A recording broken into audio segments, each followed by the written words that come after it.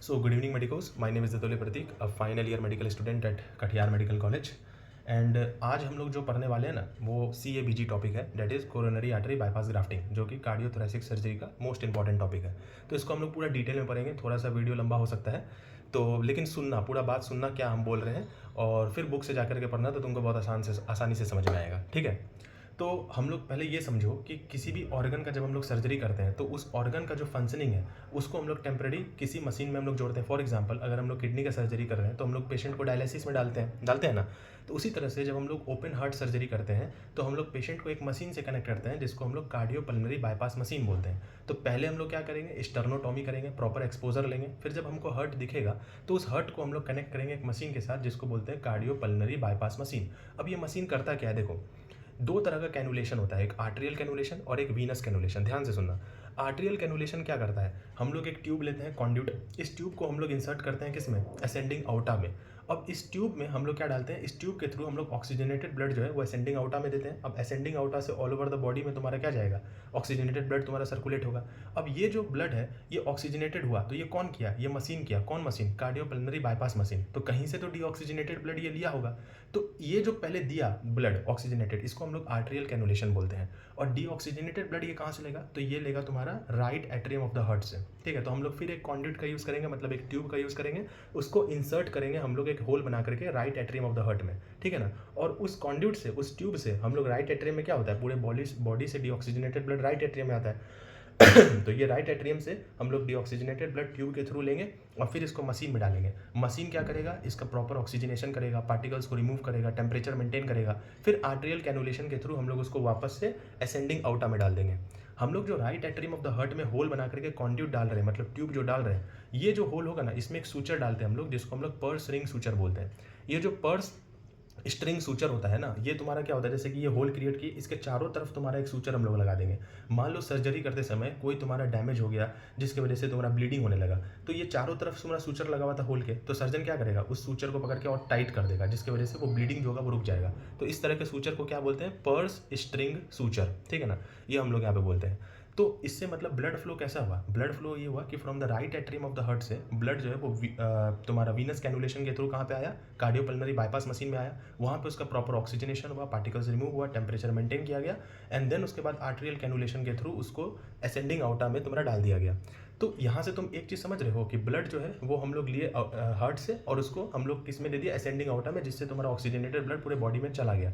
लेकिन what about the myocardium, मतलब जो कार्डियक मसल्स है उसके बारे में क्या हुआ, उसको तो कोई ऑक्सीजनेटेड ब्लड नहीं मिला. तो इससे क्या होगा, उसमें तुम्हारा ऑक्सीजन नहीं पहुंचेगा, तो उसकी वजह से तुम्हारा स्कीमिया होगा, इन्फेक्शन होगा, ये सारा प्रोसेस होगा. ठीक है ना. तो इससे बचने के लिए या तो बचाने के लिए हम लोग क्या करते हैं, 3 स्टेप हम लोग यहाँ पे करते हैं. सबसे पहला जो स्टेप हम लोग परफॉर्म कर सकते हैं वो होता है कार्डियोप्लेजिक सॉल्यूशन इन्फ्यूजन. ठीक है ना. देखो ये जो कार्डियोप्लेजिक सॉल्यूशन इन्फ्यूजन होता है इनटू द कोरोनरी आर्टरी, तो ये जो सॉल्यूशन होता है ना, ये कोल्ड होता है और पोटेशियम में रिच होता है. ठीक है. देखो जब भी किसी चीज़ को हम लोग कोल्ड करते हैं, मतलब ऑर्गन को कोल्ड किया, तो उसका मतलब क्या हुआ, उसका मेटाबॉलिज्म कम हो गया, ऑक्सीजन डिमांड तुम्हारा कम हो गया. तो ये जो सॉल्यूशन होता है ये कोल्ड होता है. कार्डियोप्लेजिक सॉल्यूशन जो होता है ये कोल्ड होता है और इसमें पोटेशियम रिच होता है. पोटेशियम रिच अगर हम लोग सॉल्यूशन दे रहे हैं तो इसका मतलब क्या हुआ कि हार्ट जो होगा वो टेम्परेरी तुम्हारा बीट करना बंद कर देगा, मतलब टेम्परेरी वो धड़कना बंद कर देगा, बीट करना बंद कर देगा इन डायस्टोल. ठीक ना. तो ये क्यों हो गया, हम लोग रिच पोटेशियम दे रहे हैं, उसी की वजह से तुम्हारा हार्ट जो है वो बीट करना बंद कर रहा है. ऐसा क्यों, क्योंकि हम लोग जानते हैं कि हार्ट में जो भी इलेक्ट्रिकल एक्टिविटी बनता है वो तुम्हारा किसकी वजह से बनता है, because of the flow of sodium, potassium, calcium, इन सभी की वजह से बनता है. मतलब ये सेल है, इसके आउटसाइड सोडियम ज़्यादा रहता है, इनसाइड तुम्हारा पोटेशियम तुम्हारा रहता है. ठीक है. तो हम लोग पोटेशियम रिच फ्लूइड दे दिया, कार्डियोफ्लेजिक फ्लूइड दे दिया, तो अब बाहर वाला सेल जो है उसमें पोटेशियम तुम्हारा ज़्यादा आ गया, जिसकी वजह से अब इनसाइड सेल जो होगा उससे पोटेशियम बाहर निकलेगा नहीं. तो जो ये सेल है ये डिपोलराइजेशन स्टेट में तुम्हारा फ्रीज हो जाएगा, मतलब ये डिपोलराइज हो जाएगा, न्यू इलेक्ट्रिकल इंपल्स क्रिएट ही नहीं कर पाएगा. तो जब इलेक्ट्रिकल इंपल्स क्रिएट ही नहीं कर पाएगा तो इसकी वजह से क्या होगा, हार्ट जो होगा वो टेम्परेरी बीट करना बंद कर देगा. तो वो कैसे हम लोग करवा सकते हैं, cardioplegic solution infusion into the coronary artery, जो कि कोल्ड होता है एंड रिच इन पोटेशियम होता है. ये दिमाग में क्लियर हुआ. दूसरा हम लोग प्रोसीजर क्या ले सकते हैं, वो हम लोग ले सकते हैं intermittent cross flap ventricular fibrillation. देखो इसका मतलब क्या हुआ कि हम लोग आउटा जो है ना उसको हम लोग क्लोज कर देते हैं, जिसके वजह से क्या होता है कि ड्यूरिंग द सर्जरी तुम्हारा बैक फ्लो नहीं हो जाए ब्लड का इनटू द हार्ट. ठीक है ना. तो इसकी वजह से हम लोग आउटा को क्लोज कर देते हैं. लेकिन तुम्हारा इसकी वजह से पेशेंट वेंट्रिकुलर फिब्रिलेशन में जा सकता है, वेंट्रिकुलर टैकीकार्डिया हो सकता है, जिससे मोर्टेलिटी रेट बहुत ज़्यादा हाई हो सकता है. तो हम लोग इसका यूज़ कर सकते हैं लेकिन करते नहीं है. मोस्ट कॉमनली तुम्हारा किसका यूज़ किया जाता है, cardioplegic infusion solution infusion into the coronary artery. Intermittent cross flap ventricular fibrillation, इसका यूज़ नहीं करते हम लोग। फिर एक होता है टोटल सर्कुलेटरी अरेस्ट। इसका मतलब क्या हुआ, नाम से ही पता चल रहा है कि हम लोग पूरे ऑर्गन को इंक्लूडिंग ब्रेन इंक्लूडिंग हार्ट हम लोग क्या करते हैं, फ्रीज कर देते हैं, मतलब कि कोल्ड कर देते हैं बहुत ज़्यादा। इससे क्या होगा, मेटाबॉलिज्म कम हो जाएगा, ऑक्सीजन डिमांड तुम्हारा कम हो जाएगा, तो हार्ट का जो वर्कअप है वो तुम्हारा कम हो जाएगा, ठीक है ना। तो ये हम लोग जनरली किस में करते हैं, पीडियाट्रिक कार्डियक सर्जरी में हम लोग टोटल सर्कुलेटरी अरेस्ट का हम लोग यूज़ करते हैं। तुम्हारा कार्डियो मतलब जो मायोकार्डियम है उसको हम लोग को इस्कीमिया से बचाना है, तो हम लोग क्या करेंगे, टोटल सर्कुलेटरी अरेस्ट करवाएंगे इन पीडियाट्रिक कार्डियक सर्जरी। लेकिन एडल्ट में जो मोस्ट कॉमनली यूज़ किया जाता है मेथड, वो cardioplegic solution infusion into the coronary artery का यूज़ किया जाता है। तो कितना देर के लिए, कुछ तो टाइम होगा, कितना देर के लिए हम लोग मायोकार्डियम को रोक सकते हैं तुम्हारा इस्कीमिया होने से, तो 10 मिनट के लिए। मतलब कितना भी कॉम्प्लेक्स सर्जरी हो या तो तुम्हारा कोई भी माइनर सर्जरी हो, स्टेंटिंग हो, तो हम लोग क्या कर सकते हैं कि उसमें 10 मिनट तक मायोकार्डियम को रोक सकते हैं, इस्कीमिया से उसको बचा सकते हैं सिर्फ 10 मिनट तक, ठीक है ना। अब ये हम लोग यहाँ पे कर दिए कि मतलब उसका ग्राफ्टिंग। लेकिन अब जो है ना कोरोनरी आर्टरी बाईपास ग्राफ्टिंग जो है, इसके लिए हम लोग मतलब कार्डियोपल्मोनरी बाईपास मशीन का यूज़ नहीं करते हैं, ठीक है ना। एडवांस्ड मतलब जो हायर इंस्टीट्यूट है उसमें हम लोग इसका यूज़ नहीं करते हैं। क्यों? क्योंकि अब तुम्हारा एक नया सर्जरी आ गया है जिसको हम लोग बोलते हैं बीटिंग हार्ट सर्जरी। मतलब हार्ट बीट कर रहा है और हम लोग उसमें सर्जरी कर रहे हैं। इसको हम लोग क्या बोलते हैं, of pump coronary artery surgery. Of pump coronary artery surgery, इसमें जो डिवाइस का यूज़ किया जाता है उसको हम लोग ऑक्टोपस डिवाइस बोलते हैं। इसको हम लोग बीटिंग हार्ट सर्जरी भी हम लोग यहाँ पे बोलते हैं। मतलब यहाँ पे कोरोनरी आर्टरी बाईपास ग्राफ्टिंग किया गया without any use of cardiopulmonary bypass machine. मतलब इसमें किसी भी मशीन का यूज़ नहीं किया गया, बस एक डिवाइस का यूज़ किया गया और बीटिंग हार्ट पे तुम्हारा सर्जरी कर दिया गया, ठीक है ना।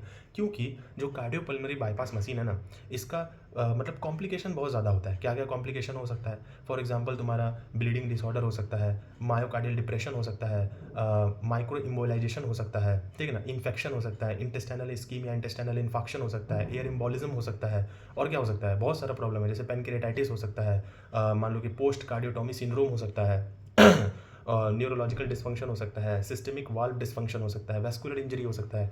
ये सारा कॉम्प्लिकेशन तुम्हारा हो सकता है कार्डियोपल्मोनरी बाईपास मशीन का यूज़ करने की वजह से, ठीक है ना। तो इसीलिए अब तुम्हारा क्या किया जाता है, of pump coronary artery surgery किया जाता है without the help of cardiopulmonary bypass machine. तो ये हम लोग यहाँ पे करते हैं, ठीक है ना।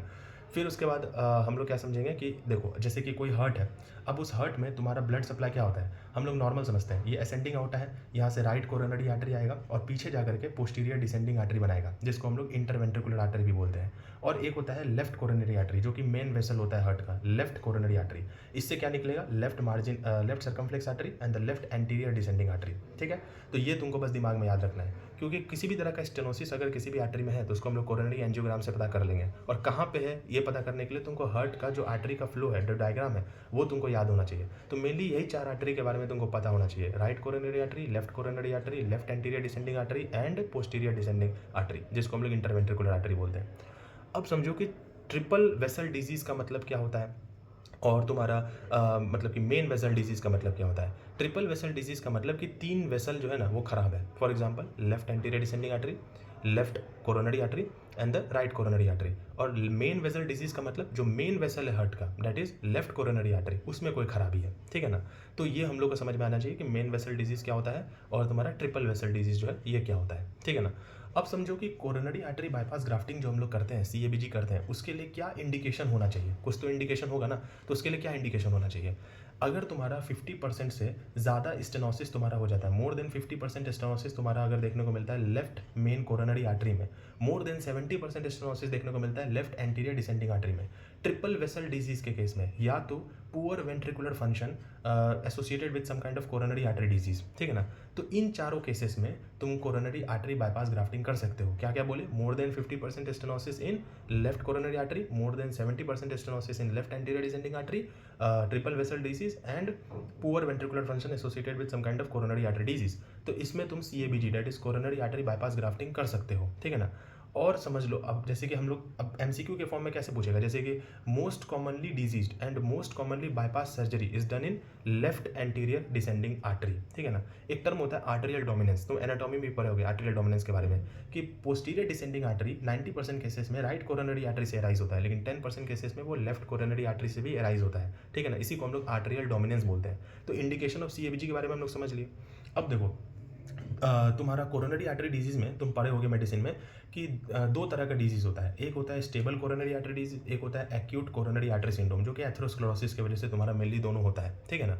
तो स्टेबल कोरोनरी आर्टरी डिजीज़ में क्या होता है, स्टेबल एंजाइना होता है। क्यों, मतलब जैसे कि ये वेसल है, इसमें तुम्हारा प्लेक बन गया, ठीक है। अब ये जो प्लेक है it is covered by the fibrous tissue, तो यहाँ पे थ्रोम्बस का फॉर्मेशन अभी तक नहीं हुआ है, प्लेक बस बना है। तो इसकी वजह से क्या हुआ, ऑक्सीजन डिमांड जो है टिश्यू का वो बढ़ रहा है, ऑक्सीजन सप्लाई कम हो रहा है, हार्ट रेट बढ़ रहा है, ब्लड प्रेशर बढ़ रहा है, पाल्पिटेशन आ रहा है। तो एंजीना तुम्हारा होगा, पेशेंट को चेस्ट पेन होगा, लेकिन ये क्या होगा, स्टेबल एंजाइना। मतलब कि हम लोग रेस्ट करेंगे तो हम लोग का एंजाइना ठीक हो जाएगा, फिजिकल एक्सरसाइज एक्सर्शन करेंगे तो उसकी वजह से एंजाइना और ज़्यादा बढ़ जाएगा। सिमिलरली एक होता है एक्यूट कोरोनरी सिंड्रोम, इसमें तुम्हारा वेसल है, प्लेक है, लेकिन ये फाइब्रस टिश्यू रप्चर हो जाता है, जिसकी वजह से प्लेटलेट जो है वो बाहर निकल के एग्रीगेट करके थ्रोम्बस फॉर्मेशन कर देता है। तो इसके वजह से अनस्टेबल एंजाइना देखने को मिलता है, मतलब रेस्ट करने पे और ज़्यादा बढ़ेगा, उसका फ्रीक्वेंसी, उसका इंटेंसिटी और ज़्यादा बढ़ेगा। तो अनस्टेबल एंजाइना हो सकता है, एन स्टेमाई हो सकता है और स्टेमाई हो सकता है, that is non ST elevation M I and the ST elevation M I, ठीक है ना। तो ये सब हो सकता है। तो पहले समझो कि अगर किसी पेशेंट को क्रॉनिक स्टेबल एंजाइना है, मतलब कि स्टेबल कोरोनरी आर्टरी डिजीज़ है, तो उसमें हम लोग ज़्यादातर क्या करवाते हैं, percutaneous transluminal coronary angioplasty. What do you mean bye percutaneous transluminal coronary angioplasty, stenting, ठीक है ना। तो हम लोग क्या करेंगे, जैसे कि मान लो कि ये वेसल है, यहाँ पे प्लेक बना हुआ है, ठीक है। अब एक स्टेंट डालेंगे जिसमें तुम्हारा क्या होगा, डिफ्लेटेड बैलून होगा एंड क्लोज्ड स्टेंट होगा। तो बैलून को इन्फ्लेट करेंगे तो जो स्टेंट है वो भी एक्सपेंड हो जाएगा, और फिर बैलून को निकाल देंगे तो वो स्टेंट वहीं पे फिक्स रह जाएगा, ये स्टेंट यहीं पे रह जाएगा। पहले तुम्हारा जो ल्यूमेन था वो ऐसे था, अब स्टेंट फैला देगा इसको, ठीक है। तो किस तरह का स्टेंट हम लोग यूज़ कर सकते हैं, एक होता है स्टेंट जिसको हम लोग बोलते हैं ड्रग इल्यूटिंग स्टेंट, और एक स्टेंट होता है जिसको हम लोग बोलते हैं बेयर मेटल स्टेंट, ठीक है ना। तो देखो बेयर मेटल स्टेंट का मतलब वो सिर्फ मेटल है, तो उसका अगर हम लोग यूज़ कर रहे हैं ना, तो उसकी वजह से स्मूथ मसल प्रोलिफरेशन प्रमोट होता है। स्मूथ मसल प्रोलिफरेशन होगा तो रीस्टेनोसिस होगा, तो फिर हमको क्या यूज़ करना पड़ेगा, 1 साल के लिए डीएपीटी चलाना पड़ता है, that is the drug antiplatelet therapy. उसमें हम लोग एस्प्रिन देते हैं और क्लोपिडोग्रिल देते हैं, जो कि P2Y12 इनहिबिटर होता है, ठीक है ना। इसके बाद इसमें डिटेल में अगर जाना है तो मेडिसिन में तुमको पढ़ना पड़ेगा, ठीक है। तो डीएपीटी हम लोग 1 साल के लिए चलाते हैं बेयर मेटल स्टेंट में। और अगर ड्रग इल्यूटिंग स्टेंट है, ड्रग इल्यूटिंग स्टेंट का मतलब क्या हुआ कि हम लोग चाहते हैं क्या कि इसमें रीस्टेनोसिस ना हो, मतलब स्मूथ मसल प्रोलिफरेशन ना हो, तो हम लोग क्या करें, ड्रग इल्यूटिंग स्टेंट का यूज़ करेंगे, मतलब कि वो एक anti smooth muscle proliferation agent जो है उसको रिलीज़ करेगा, जैसे कि इवेरोलिमस हो गया, सेरोलिमस हो गया। तो ये स्मूथ मसल प्रोलिफरेशन होने नहीं देगा, तो रीस्टेनोसिस नहीं होगा, लेकिन जो इंडोथीलियल हीलिंग है उसको ये डिले कर देगा, तो इसकी वजह से फिर से थ्रोम्बस फॉर्मेशन हो जाएगा। तो इसमें भी हम लोग डीएपीटी देना पड़ता है हम लोग को 1 साल के लिए। तो तुम दोनों का यूज़ कर सकते हो, तुम बेयर मेटल स्टेंट का यूज़ कर सकते हो और ड्रग इल्यूटिंग स्टेंट, दोनों का तुम यहाँ पे यूज़ कर सकते हो। तो हम लोग कहाँ पे थे, परक्यूटेनियस ट्रांसल्यूमिनल कोरोनरी एंजियोप्लास्टी हम लोग क्रॉनिक स्टेबल एंजाइना का केस में करवाते हैं। अगर मेरे पास अनस्टेबल एंजाइना का पेशेंट है, that is acute coronary syndrome है, तो हम लोग जानते हैं कि अनस्टेबल एंजाइना है, तो उसमें हम लोग मतलब कि पेशेंट को एंटी एंजाइना ड्रग देंगे तो विद इन 48 आवर्स वो एसिम्प्टोमेटिक हो जाता है। लेकिन अगर उसमें रिकरेंसी ज़्यादा है, ईसीजी में कंटिन्यूसली हमको ST depression, T wave inversion, अगर स्टेमाई है तो एसटी एलिवेशन, ये सब हमको दिख रहा है, तो हम लोग उसको पहले स्टेबलाइज करेंगे। तो कैसे स्टेबलाइज करेंगे, थ्रोम्बोलाइसिस करवाओ और तुम उसका मतलब कि ये कोरोनरी एंजियोप्लास्टी हम लोग यहाँ पे कर सकते हैं, परक्यूटेनियस ट्रांसल्यूमिनल कोरोनरी एंजियोप्लास्टी। अगर इसका सुविधा कहीं पे नहीं है अवेलेबल तो टिश्यू प्लाज्मिनोजन एक्टिवेटर दो, तब तक वो तुम्हारा स्टेबल रहेगा, उसके बाद तुम उसको क्या करवा दो, परक्यूटेनियस ट्रांसल्यूमिनल कोरोनरी एंजियोप्लास्टी। और अगर तुमको इस पेशेंट का सर्जरी करना भी है, इलेक्टिव सर्जरी करना है, तो हम लोग CABG करेंगे, coronary artery bypass grafting, at least after 6 week, मतलब हम लोग कम से कम 6 वीक का समय लेंगे, उसके बाद ही हम लोग कोरोनरी आर्टरी बाईपास ग्राफ्टिंग करेंगे। पहले हम लोग को क्या करना है, उसको स्टेबल करने के लिए टिश्यू प्लाज्मिनोजन एक्टिवेटर देना है। अगर तुम्हारा मान लो कि फैसिलिटी नहीं है परक्यूटेनियस ट्रांसल्यूमिनल कोरोनरी एंजियोप्लास्टी का, फिर उसके बाद percutaneous transluminal coronary angioplasty and thrombolysis जो है वो हम लोग को कराना है। किसके केस में, अनस्टेबल एंजाइना, स्टेमाई के केस में, जिसको हम लोग एक्यूट कोरोनरी सिंड्रोम बोलते हैं, ठीक है। नाउ सर्जिकल कॉम्प्लिकेशंस क्या क्या हो सकते हैं, जैसे कि मान लो मायोकार्डियल इन्फेक्शन है, इसका हम लोग सर्जरी कर दिया, CABG, ठीक है ना। अब इसमें हो सकता है कि कोई ब्लड वेसल्स जो है उसमें ऑक्लूजन हो जाए, जिसकी वजह से तुम्हारा फर्दर इस्कीमिया हो जाए, इन्फेक्शन हो जाए, गैंग्रीनस हो जाए। तो 3 सबसे मेजर कॉम्प्लिकेशन आता है, ध्यान से समझो। सबसे पहला जो कॉम्प्लिकेशन है वो तुम्हारा आएगा myocyte infection and the ventricular septal rupture. इसका मतलब क्या हुआ, देखो जो इंटरवेंट्रिकुलर सेप्टम है बिटवीन द 2 वेंट्रिकल, इसको कौन सप्लाई करता है, लेफ्ट एंटीरियर डिसेंडिंग आर्टरी। कुछ तुम सर्जरी किया, उसके वजह से लेफ्ट एंटीरियर डिसेंडिंग आर्टरी का ऑक्लूजन हो गया, तो इसके वजह से पेशेंट को क्या होगा, वहाँ पे इन्फेक्शन होगा, लेफ्ट जो इंटरवेंट्रिकुलर सेप्टम है उसमें इन्फेक्शन हो जाएगा, ठीक है। मतलब patient presents to you with the 6 to 7 days of infection with pulmonary oedema pan systolic murmur और holo systolic murmur and the hypotension. तो तुम इसको कैसे ट्रीट करोगे? हम लोग इसको ट्रीट करना पड़ेगा, मतलब कि पेरिकार्डियल डैक्रॉन पैच का यूज़ कर सकते हैं या तो आर्टिफिशियल डैक्रॉन पैच का यूज़ कर सकते हैं, क्योंकि left anterior descending artery give supplies to the interventricular septum. उसका तुम्हारा मान लो इन्फेक्शन हुआ तो हो सकता है वहाँ पे रप्चर हो जाए, होल हो जाए, तो वेंट्रिकुलर सेप्टल डिफेक्ट क्रिएट हो जाएगा। वेंट्रिकुलर सेप्टल डिफेक्ट में होलो सिस्टोलिक मर्मर मिलेगा, और जो हार्ट फेलियर होगा it is right side heart failure is the most common one, ठीक है ना। तो इसका मतलब myocyte necrosis and the ventricular septal defect में पेशेंट में राइट साइड का हार्ट फेलियर ज़्यादा हो सकता है, पैन सिस्टोलिक मर्मर होलो सिस्टोलिक मर्मर बन सकता है because of the ventricular septal defect. दूसरा होता है पेपिलरी मसल नेक्रोसिस, ये भी कॉम्प्लिकेशन हो सकता है। तो पेपिलरी मसल नेक्रोसिस का मतलब क्या हुआ कि जैसे कि हम लोग जानते हैं कि पेपिलरी मसल से supplied by the right coronary artery. अब राइट कोरोनरी आर्टरी में कोई ऑक्लूजन हो गया तो उसकी वजह से क्या होगा? Acute mitral regurgitation. What do mean by mitral regurgitation? Mitral regurgitation का मतलब होता है कि ब्लड सप्लाई जो है ना, वो ब्लड फ्लो जो है वो तुम्हारा बढ़ गया from left ventricle to the left atrium, ठीक है ना, इसी को माइट्रल रिगर्गिटेशन बोलते हैं। तो एक्यूट माइट्रल रिगर्गिटेशन होगा, साथ में तुमको पेशेंट को क्या होगा? पल्मोनरी एडिमा होगा, पैन सिस्टोलिक मर्मर होगा, और होलो सिस्टोलिक मर्मर तुम्हारा सुनाई दे सकता है। इसमें तुम्हारा क्या होता है, जो लेफ्ट साइड हार्ट फेलियर होता है ना, ये मोर कॉमन होता है। वेंट्रिकुलर सेप्टल डिफेक्ट में राइट साइड हार्ट फेलियर जो होता है वो मोर कॉमन होता है। तो फिर हम लोग को यहाँ पे माइट्रल वाल्व रिप्लेसमेंट करना पड़ेगा in case of papillary muscle necrosis. Third complications जो होता है वो सबसे मोस्ट इंपॉर्टेंट कॉम्प्लिकेशन है, वो क्या है और सबसे डेंजरस कॉम्प्लिकेशन है, वो है तुम्हारा वेंट्रिकुलर एन्यूरिज्म।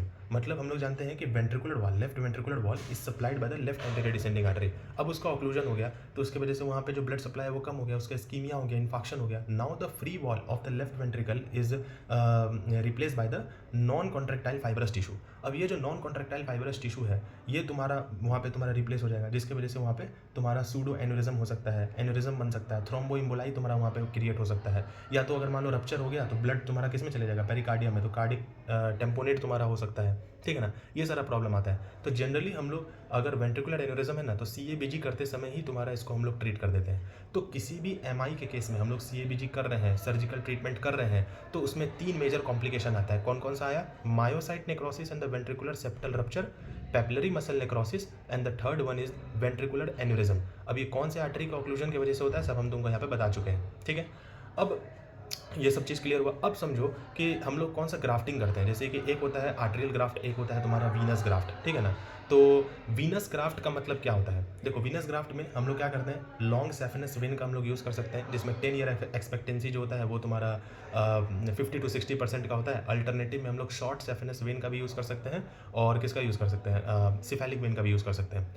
अब समझो जो सबसे ज़्यादा MCQ जो पूछा जाता है CABG में वो इस सेक्शन से पूछा जाता है, आर्टेरियल ग्राफ्ट से।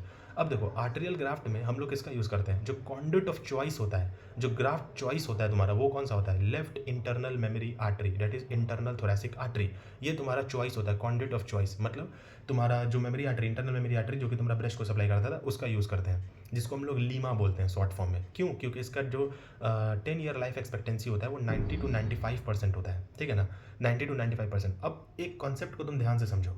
सपोज कर लो कि कोई पेशेंट है जो कि डायबिटीज़ वाला पेशेंट है। पहले तुम समझो कि हम एक नॉर्मल पेशेंट है, मेरे अंदर क्या है? लेफ्ट इंटरनल मेमोरी आर्टरी है, ठीक है ना। Left internal memory artery generally किसको सप्लाई करता है? ये चेस्ट को सप्लाई करता है और स्टर्नम को सप्लाई करता है, ठीक है।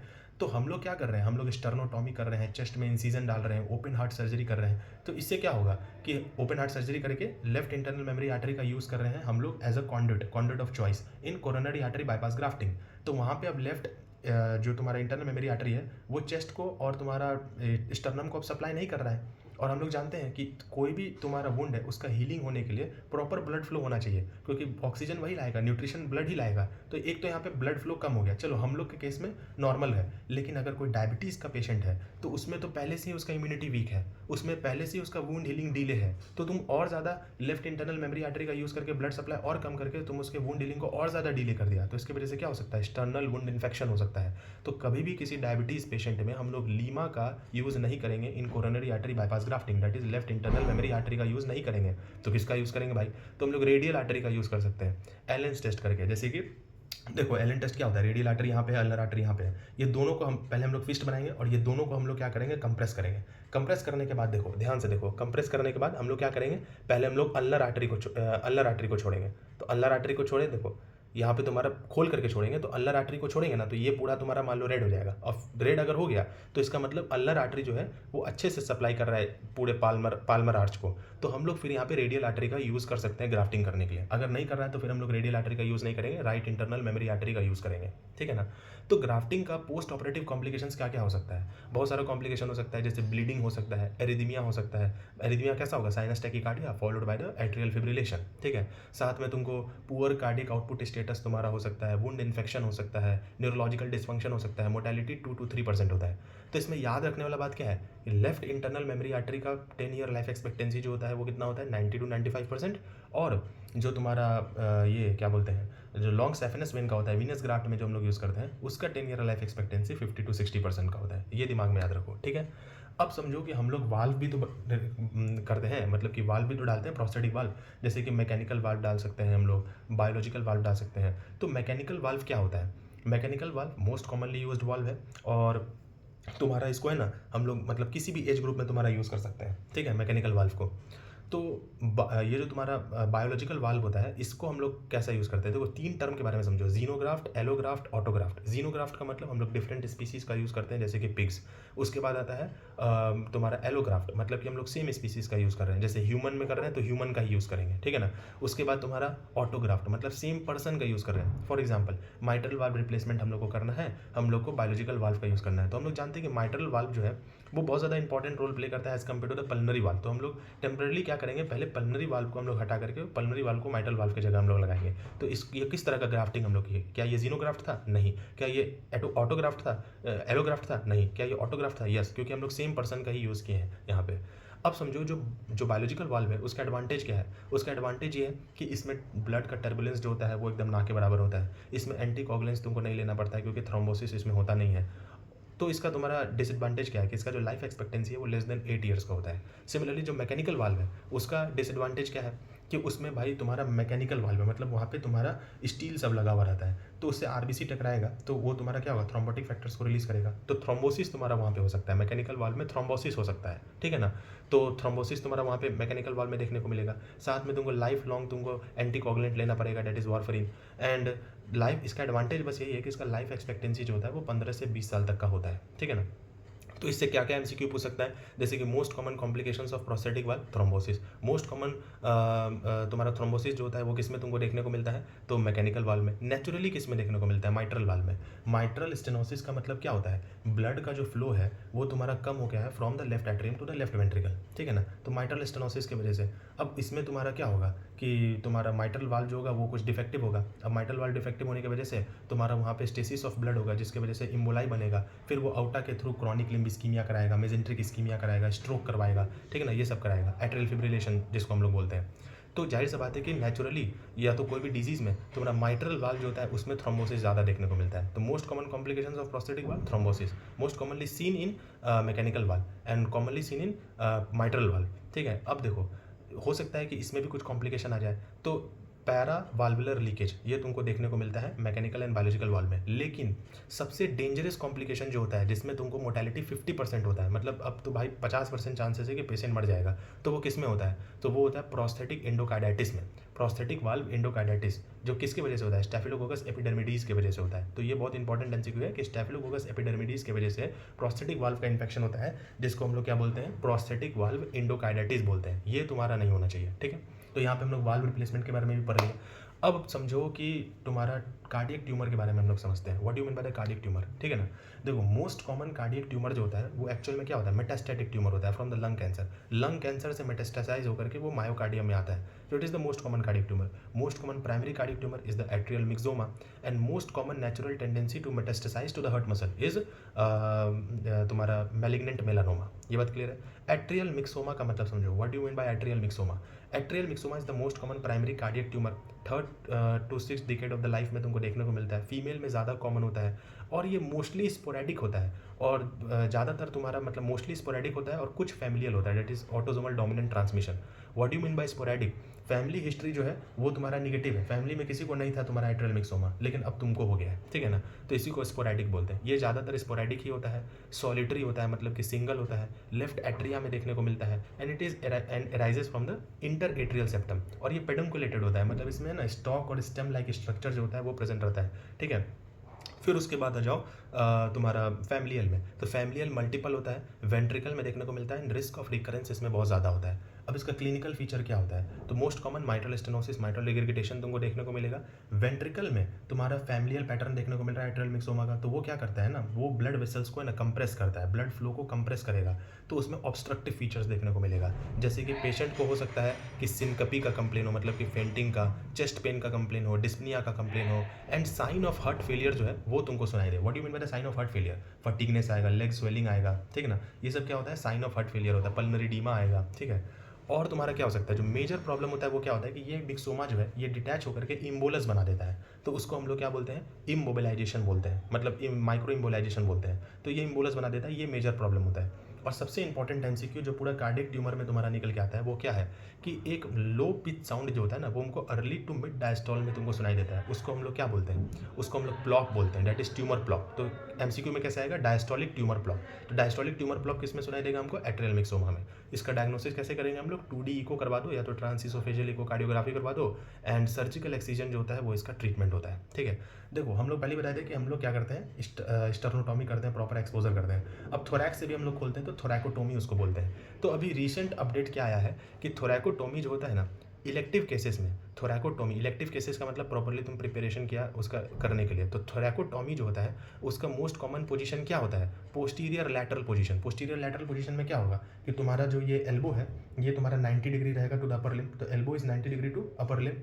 तुम्हारा जो तुम पोस्टीरियर लैटरल पोजीशन पे, ठीक है, तो तुम्हारा जो ऊपर वाला लिम्ब है, अपर लिम्ब है, इसके नीचे तुम्हारा क्या रहेगा, पिलो रहेगा, और तुम्हारा जो नीचे वाला लिम्ब है ये तुम्हारा स्लाइटली बेंट रहेगा फॉर द स्टेबिलिटी। और तुमको इंसीजन कहाँ देना है, इंसीजन तुमको देना है below the angle of scapula, मतलब ये स्कैपुला है ना, इसके नीचे तुमको यहाँ पे इंसीजन देना है। अब इस इंसीजन को देंगे जब हम लोग, तो इसमें कौन सा मसल्स को हम लोग सबसे पहले कट करेंगे, तो latissimus dorsi along with the skin incision, ये हम लोग कट करेंगे। देन उसके बाद हम लोग क्या कट करेंगे, serratus anterior close to the 6th 7th and the 8th ribs, and then उसके बाद हम लोग इंटरकोस्टल मसल्स जो है उसको कट करेंगे, ठीक है ना। इमरजेंसी केसेस में जब हम लोग थोरैकोटोमी करते हैं तो इसमें हम लोग पेशेंट को किस पोजीशन पे रखते हैं, लेफ्ट एंटीरियर पोजीशन पे हम लोग रखते हैं, मतलब लेफ्ट एंटीरियर थोरैकोटोमी हम लोग करते हैं। और ये जो जैसे कि ये पिलो है, इस पिलो का यूज़ करते हैं हम लोग पेशेंट को लेफ्ट पोजीशन पे रखने के लिए। तो ये पिलो जो है वो हम लोग क्या करेंगे, बैक साइड में हम लोग रखेंगे और पेशेंट को 30 डिग्री एंगल पे रखेंगे, और यहाँ पे जो इंसीजन है वो हम लोग 5th इंटरकोस्टल स्पेस में डालते हैं, ठीक है ना। एक होता है जिसको हम लोग क्या बोलते हैं, कैम्सल थोरैकोटोमी भी हम लोग बोलते हैं। कैम्सल थोरैकोटोमी जो होता है वो भी इमरजेंसी वाला थोरैकोटोमी होता है, ये है ना कोस्टल मार्जिन, इसके नीचे हम लोग करते हैं, पूरा थोरैक्स को ओपन कर देते हैं, मतलब थोरैकोटोमी कर देते हैं सर्जरी करने के लिए। तो इमरजेंसी के केस में क्या करेंगे हम लोग, लेफ्ट एंटीरियर थोरैकोटोमी, इलेक्टिव केसेस के केस में पोस्टीरियर लैटरल थोरैकोटोमी करेंगे, और हम लोग क्लैम्सल थोरैकोटोमी जो होता है वो भी इमरजेंसी थोरैकोटोमी होता है, ठीक है। तो ये पूरा बात हुआ किसके बारे में, कोरोनरी आर्टरी बाईपास ग्राफ्टिंग के बारे में, ठीक है ना। इसका कॉम्प्लिकेशन क्या है, पोस्ट ऑपरेटिव कॉम्प्लिकेशन क्या है, लीमा का यूज़ कब करेंगे, रेडियल आर्टरी का यूज़ कब करेंगे, रीमा का यूज़ कब करेंगे, किसका पेटेंसी कितना होता है। सबसे इंपॉर्टेंट चीज़ तो यही है कि इसका पेटेंसी क्या है, या तो तुम्हारा कार्डियक ट्यूमर का हम लोग बात किए, वाल्व का बात किए, तो ये सारा चीज़ का बात किए। अभी भी तुम्हारा ऐसा नहीं है कि कार्डियोपल्मोनरी बाईपास मशीन का यूज़ नहीं किया जाता, लगभग इंडिया में कार्डियोपल्मोनरी बाईपास मशीन का यूज़ किया जाता है, लेकिन एडवांस्ड प्रोसीजर जो है वो तुम्हारा आ चुका है, क्योंकि उसमें तुम्हारा ऑक्टोपस डिवाइस का यूज़ किया जाता है। उसको हम लोग क्या बोलते हैं, of pump coronary artery surgery, या तो हम लोग बीटिंग हार्ट सर्जरी भी बोलते हैं। उसमें ऑक्टोपस डिवाइस हम लोग लगाते हैं और उसके बाद हम लोग बीटिंग हार्ट पे क्या करते हैं, उसका सर्जरी करते हैं। चाहे हम लोग कुछ भी करें, जैसे कि इन टू एनास्टोमोसिस करने के लिए हम लोग ऑक्टोपस डिवाइस का यूज़ कर सकते हैं, कोरोनरी आर्टरी बाईपास ग्राफ्टिंग के लिए हम लोग कर सकते हैं, और भी डिफरेंट प्रोसीजर के लिए हम लोग कर सकते हैं। अगर तुमसे कभी ऐसा क्वेश्चन पूछे कि ज़्यादातर क्या किया जाता है, कोरोनरी आर्टरी बाईपास ग्राफ्टिंग कि तुम्हारा परक्यूटेनियस ट्रांसल्यूमिनल कोरोनरी एंजियोप्लास्टी, तो ज़्यादातर क्या किया जाता है, परक्यूटेनियस ट्रांसल्यूमिनल कोरोनरी एंजियोप्लास्टी, ज़्यादातर तुम्हारा यही किया जाता है। Even in the case of triple vessel disease आज के समय में तुम्हारा यही किया जाता है, ठीक है ना। जनरली तुम्हारा कोरोनरी आर्टरी बाईपास ग्राफ्टिंग किया नहीं जाता है, ठीक है। तो लेकिन सबसे कॉमनली परफॉर्म करने वाला सर्जरी जो है वो पूरे कार्डियक में यही है, कोरोनरी आर्टरी बाईपास ग्राफ्टिंग, ठीक है। Thank you.